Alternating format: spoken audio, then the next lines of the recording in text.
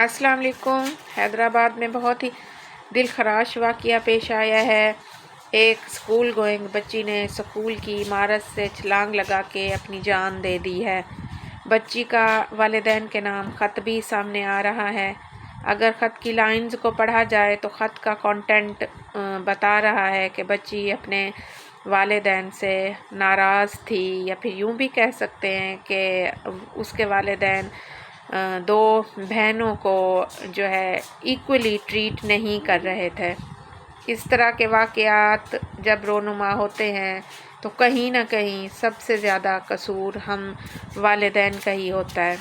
یہ ہر گھر کی کہانی ہے کہ اگر کسی والدین کے 2 سے زیادہ بچے ہیں، 3 ہیں، 4 ہیں یا 2 ہیں، تو کہیں پہ سب سے بڑے کو زیادہ اہمیت اور توجہ مل رہی ہے تو کہیں سب سے زیادہ چھوٹے کو مل رہی ہے۔ پھر یوں بھی ہوتا ہے کہ جو تعلیمی میدان میں اچھی کارکردگی دکھا رہا ہے، والدین کی نگاہ کا مرکز وہی بنا ہوا ہے۔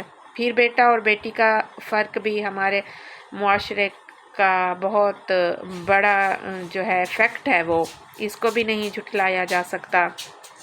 تو والدین کو چاہیے کہ اولاد بیٹا ہو، بیٹی ہو یا جتنے بھی گھر میں بچے ہوں، سب کو مساوی بنیادوں پر ٹریٹ کریں، سب بچوں کو ایکولی رکھیں، اور اس کے ساتھ ہی بچوں کو یہ بتائیں کہ ہر بچہ اہم ہے، ہر بچہ بذات خود ایک اہمیت رکھتا ہے۔ بچوں کو دوستانہ ماحول دیں، بچوں کو ساتھ بٹھائیں، ان کی جو جذباتی ضروریات ہیں ان کو ہگ کریں، ان کو بوسہ دیں، ان کو گلے لگائیں۔ کمیونیکیشن گیپ ہے اگر تو اس کو ختم کریں۔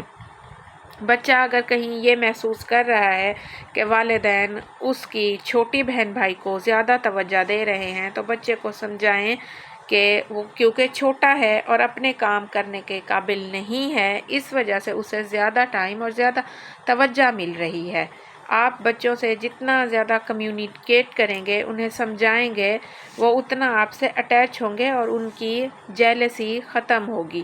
اور پھر دوسری بات یہ بھی ہے کہ بچوں کو دینی تربیت دیں، دینی تعلیم دیں، بچوں کو یہ سمجھائیں کہ اللہ تعالی زندگی جو ہے وہ اللہ تعالیٰ کی دی ہوئی ہے اور ہم نے اسے ہر حال میں جینا ہے، ہم نے اپنی زندگی پوری کرنی ہے۔ زندگی دیتا بھی اللہ ہے اور اس کو ختم بھی اللہ تعالیٰ نے ہی کرنا ہے۔ یہ انسان کا کام نہیں ہے کہ وہ اپنی زندگی ختم کر لے۔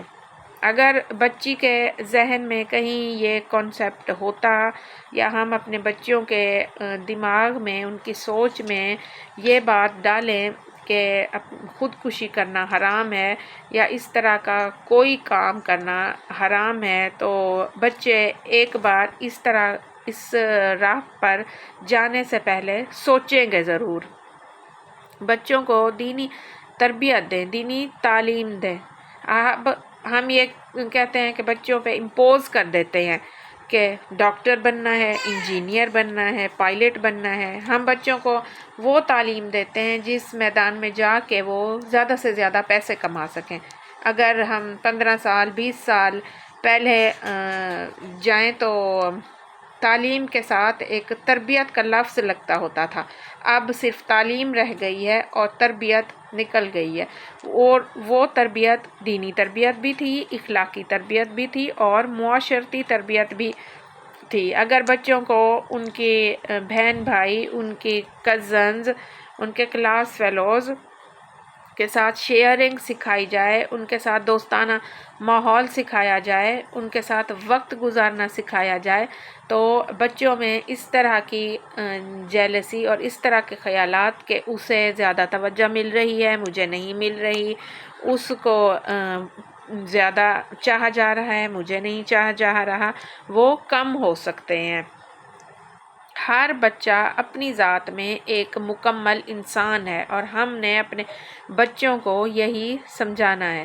پھر والدین یہ بھی کرتے ہیں کہ کمپیریزن شروع کر دیتے ہیں کہ فلاں بچے نے کہ اتنے مارکس آ گئے، آپ کے بھائی نے اس کلاس میں فرسٹ پوزیشن لے لی اور آپ نے تھرڈ لی ہے، آپ کے کزن نے اتنا مارکس لے لیے اور آپ کے اتنا کم آ گئے۔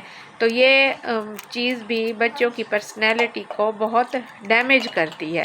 ہر بچہ اپنی اپنی خصوصیات لے کر اس دنیا میں پیدا ہوتا ہے۔